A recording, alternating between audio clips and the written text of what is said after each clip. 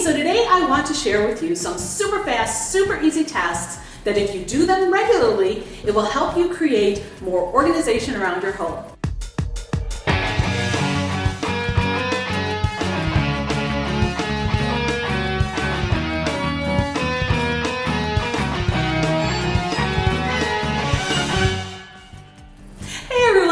Welcome back to my channel. If this is your first time visiting my channel, welcome! My name is Pam. I'm a professional organizer, and on this channel I like sharing all of my organizing tips, tricks, and strategies. I also like to test out organizing hacks and organizing products to see if they are really as good as they claim. So if that's the sort of thing you enjoy watching, please stick around with me today and maybe take a second to say hi to me in the comments below, because I'd really love to hear from you.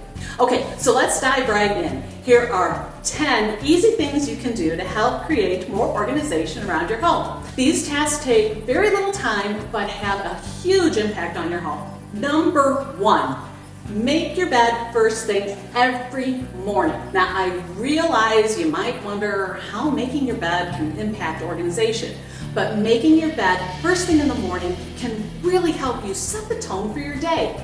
It starts your day on a productive note. Here's the thing, if you start your day without completing this simple task, it can sometimes lead to other simple tasks being left undone. You know, it's that snowball effect thing. And just think about it. If you have a really tough day where you're facing one obstacle after another, coming home and walking into a bedroom where the bed is nicely made, I don't know, it gives me a psychological boost and I feel so much calmer and in control knowing that I at least accomplished one task really well. So just take a couple of minutes first thing in the morning and make sure you get that bed made. Number 2, deal with your clothes. Can I just say, the floor is not an option when it comes to dealing with your clothes. And neither is that chair in the corner of the room, or your exercise bike, or your treadmill. Now in my book, there are 3 types of clothes. 1 is your clean clothes, 2 are dirty, and 3 is clean but dirty. So your clean clothes obviously should be either hung up in the closet or folded in the dresser. And the dirty clothes should be put in the hamper or a bin that is designated for dry cleaning. So that leaves your clean but dirty clothes. You know, it's those clothes that you may have worn for a couple of hours. They're not really clean technically, but they're not quite dirty enough to go into the hamper yet. These clothes are usually the ones that end up on that chair or the aforementioned exercise bike. So try to set up a less cluttered location for those clothes. I personally hang my clean but dirty clothes on an over-the-door hook system in my closet. And some of my clients have set up designated sections in their closets solely for those clean but dirty items. So every night before bed, make sure all your clothes are in one of those 3 locations. Which leads me to my 3rd tip. Pick up your shoes, sweaters, and coats daily. Now, if it's hard for you to get yourself to hang up your coats and sweaters and put your shoes away, try simplifying the process. I actually set up a special launching and landing station right next to my front door. I used simple command hooks to take care of our coats and our sweaters, and a bench beneath it neatly contains several of our shoes. Again, it's a fast and easy way to keep clutter at bay. Now, number 4. Clean as you go. Okay, I know it is so easy to say, I'll take care of this later.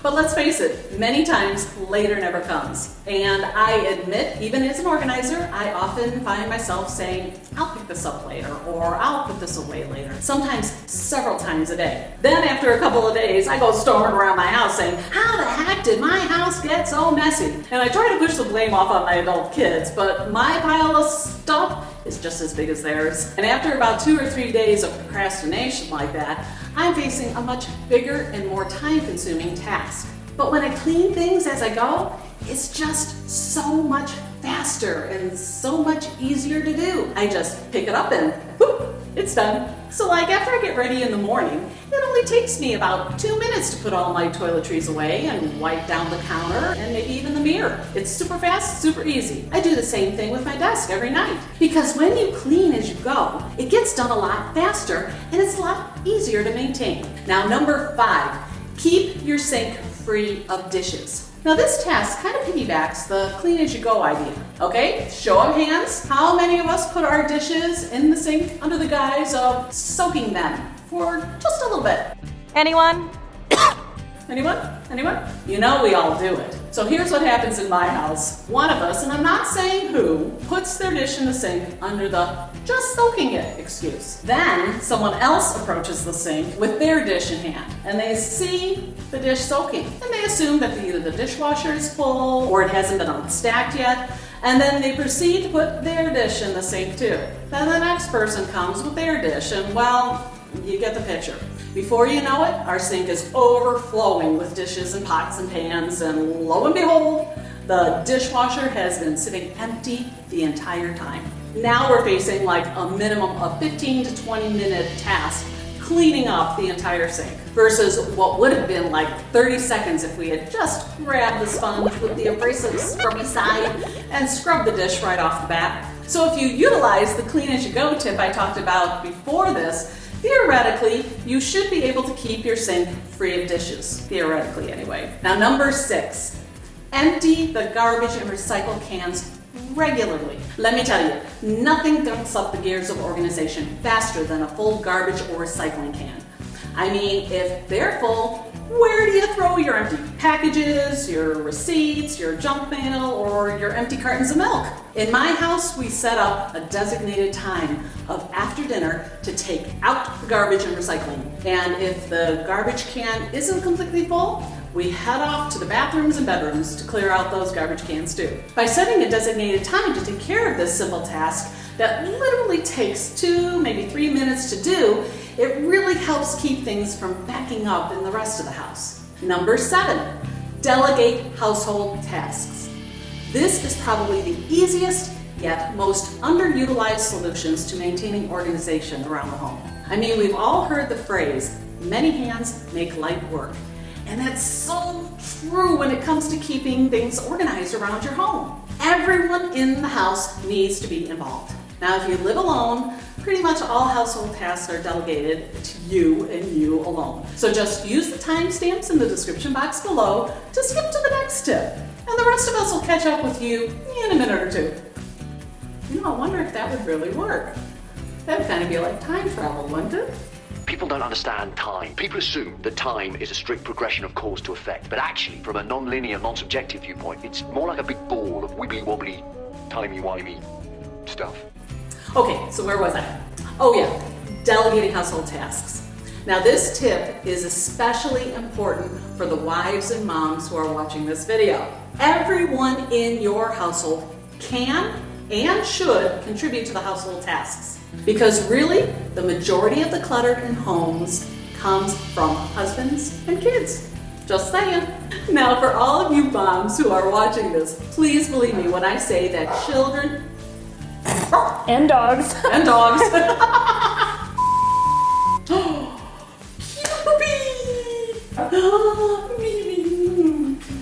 This is Zorro. He is real cute. Yes, we're babysitting him today. Yes. So that's why we have a different background. We're babysitting at his house. Because his mommy and daddy are at the hospital. He's such a cute. Now for all of the moms who are watching this, please believe me when I say that children as young as 3 years old can pick up their toys. They can put their clothes in the hamper. They can put dishes in the dishwasher. I've seen it with my own 2 eyes. I assisted in a preschool for a time and I watched hundreds of 3 and 4-year-olds actually put their juice boxes into the garbage can all by themselves. And I've seen them put paper in the recycling bins all by themselves. And, wait for it, I've seen them pick up their toys and put them away all by themselves. It's true. Cross my heart and hope to eat worms. Slimy? It's satisfying. And you know how preschool teachers got them to do it? The teachers told them to do it. They'd say, pick up your toys so we can start snack time. Or pick up your crayons, we're going out for recess. And man, oh man, you should see how fast those 3-year-olds can get things picked up when their food or recess is on the line. Now I can honestly say that I started having my own kids clean up and do household tasks around 3 years of age. And it wasn't cruel, and they really didn't mind doing chores around the house. I let them know that if I had to do all the work by myself, I wouldn't have time left to take them to the park, or to play games with them, or set up the pools in the backyard for them to swim in, or take them to Chuck E. Cheese or McDonald's. Household chores are not a punishment for kids. They're actually a life skill they need to learn so that when they grow up and they move out, they'll know not only how to do these household tasks, but they'll also be able to estimate how long those tasks actually take to complete. So it's also teaching them time management skills too. Think about it. If everyone chips in, the house is cleaner, you have more free time to spend with your kids, and kids learn a valuable life skill. Win, win, win. Okay, enough about that. On to the next tip. Number 8. When you get out of the car, take everything with you. Your car is not a garbage can on wheels, okay? Whatever you drop into your car during the day should be removed immediately when you get home. Now, if you're lazy like me, it helps to place a bin or a crate that you can dump anything you might purchase or collect during the day into. That way, you only have one bin to grab and take out once you get home.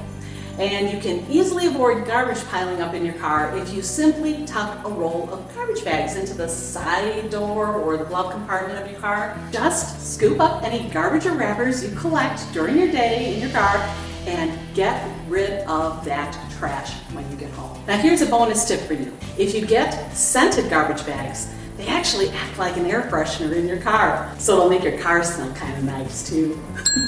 Number 9. Keep your focus on the smaller tasks. Here's the thing. Many times we won't even start a cleaning or organizing task because we feel we need just a huge amount of time to complete it.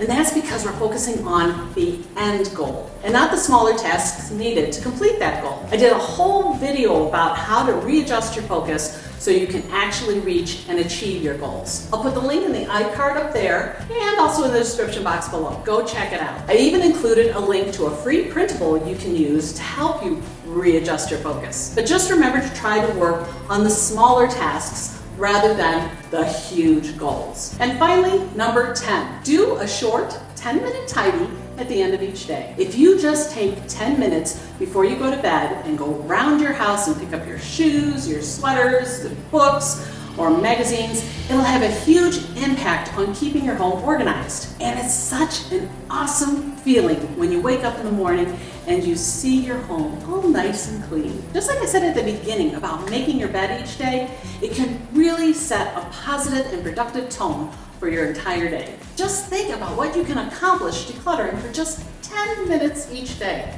10 minutes a day adds up to 1 hour and 10 minutes each week, which adds up to like 4.5 hours each month, which adds up to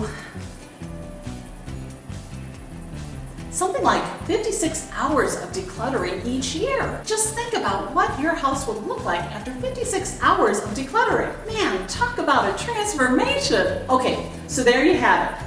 Those are my 10 easy ways you can increase organization in your home. Which one do you think might be worth giving a try? Are there some organizing tasks you do daily that I didn't mention in this video? Let me know in the comments below. I'd really love to hear about them. Oh, and before you go, if you found the tips I shared in this video helpful, please let me know by poking that like button below because it really helps out my channel. Take care, and I'll see you next time.